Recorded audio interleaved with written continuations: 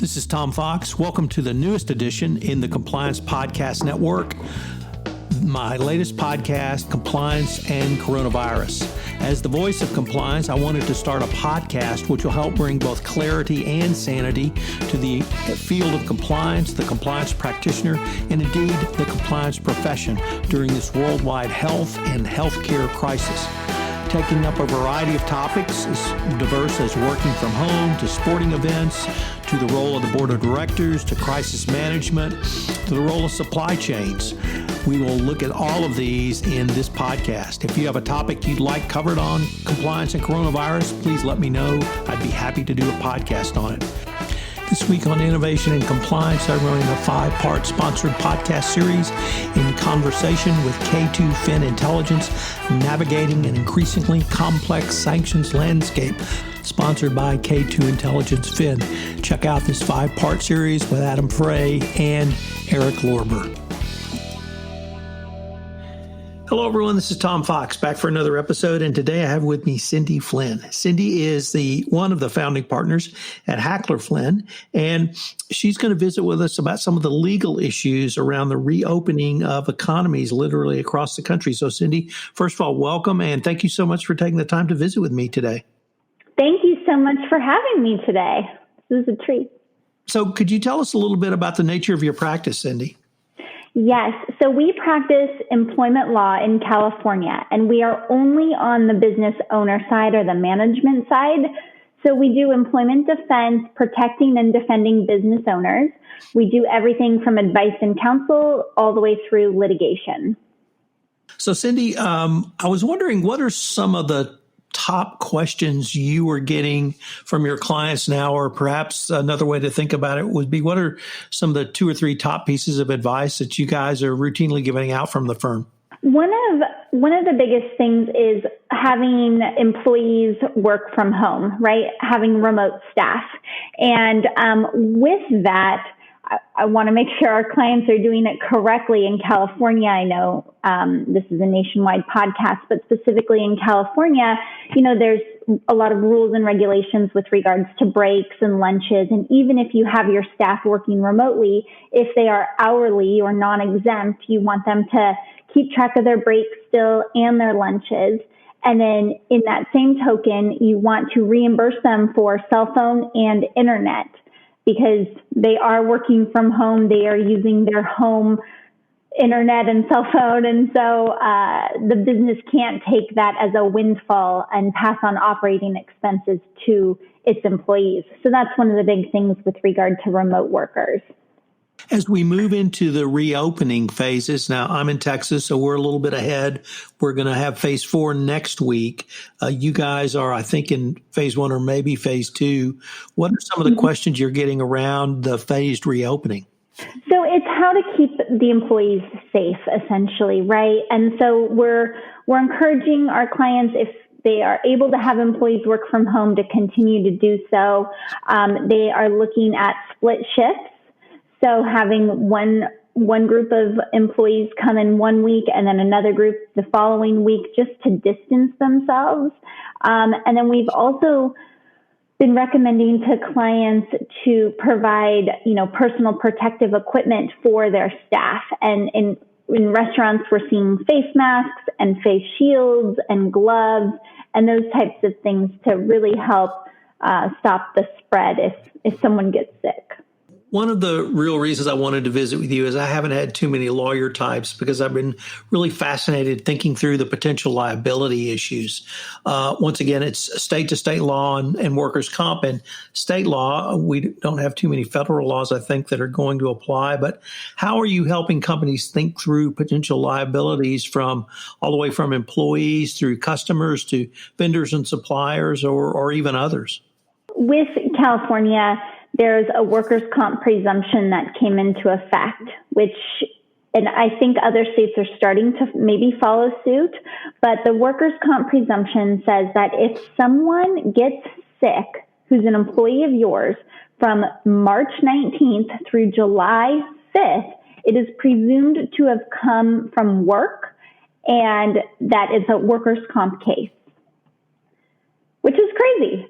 it's anyone who gets COVID who you have coming into, the office, the restaurant, whatever type of business you have. If they get sick, it's a workers' comp matter.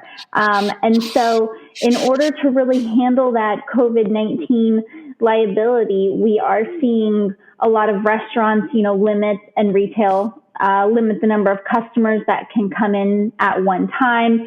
I've seen companies take names and phone numbers of guests so that they can notify them in case of an outbreak. But it's a lot to be determined on how workers' comp may go bankrupt in California. But a lot is still to be determined with liability there.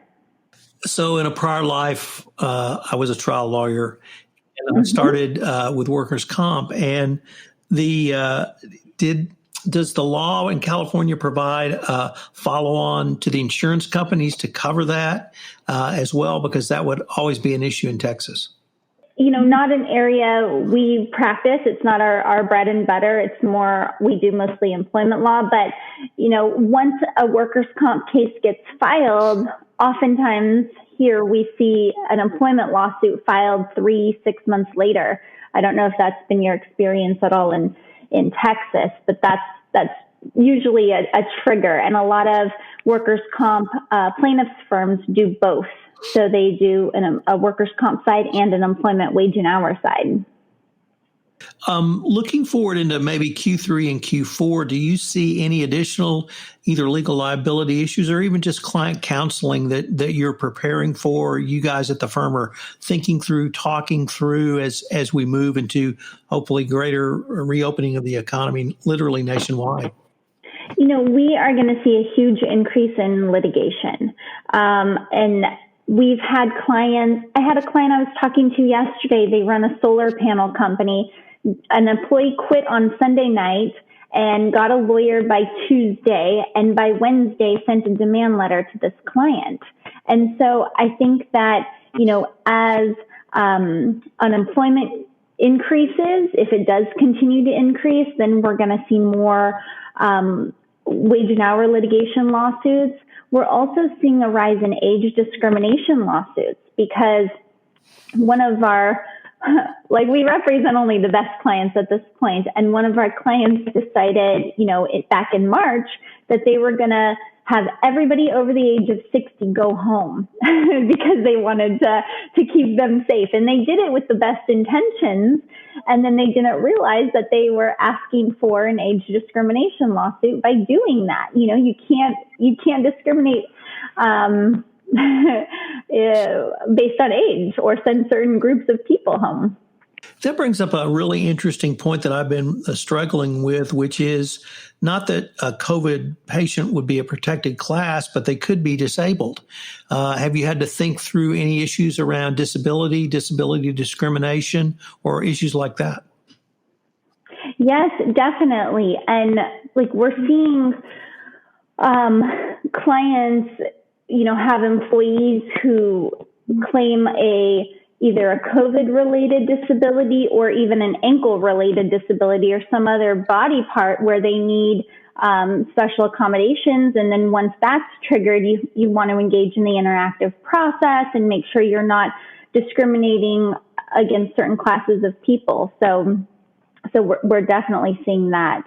And I think we're just going to continue to see a rise in all areas of workers' comp litigation and employment litigation. And you brought up a point that I really have to follow up on, which is age discrimination issues. If we could overlay it now with economic dislocation and companies thinking through how to provide the safest workplace, it seems to me you're having not a 3-dimension chess game going on, but literally a 5-dimension chess game with 5 perhaps separate laws that may or may not conflict with each other, having to think through each one. Are you guys having to do that sort of analysis as well? Definitely. And we're seeing our clients really struggle too during this time, right? And so they need to make layoffs based on the good for the company, but it could trigger if you lay off the wrong person, who's either pregnant or a certain age. I mean, 40 or older is age discrimination. There's a lot of lines to walk and talk through with certain clients to make sure that they are protected, because you can do so much more with your employees before the termination or letting them go or, anything like that. You can have them sign releases. You can, pay them a little something to go away, have them sign a severance agreement, those types of things, so that you're protected in the long run. Cindy, unfortunately, we're near the end of our time, but I was wondering if our listeners wanted more information about you or the firm, where could they go? Yes, thank you. Our website is hacklerflynnlaw.com, and I do have a Reopening Your Business playbook on our website. You can download it for free, and it helps with, it's quite a few pages. It's like 20 pages, but it has links. It's very interactive, and it also has an addendum that you can add to your employee handbook for COVID-related concerns. So you can certainly go to our website. Again, that's hacklerflynnlaw.com and download that for free. Cindy, I wanted to thank you and perhaps ask that as we move into Q3 or Q4, if I might be able to call upon you again when the situation will change and perhaps additional or other advice might be appropriate. Of course, always here. Hello, everyone. This is Tom Fox again. I'd like to thank you for listening to this episode of Compliance and Coronavirus. This podcast posts 3 times a week at 10 a.m. on Tuesday, Wednesday, and Thursday of each week. That's 10 a.m. Central Time. I hope you will check out our episodes as we post during this health crisis and economic dislocation. This month on The Compliance Life, I'm featuring Ryan Robillé, who talks about his journey to the CCO chair.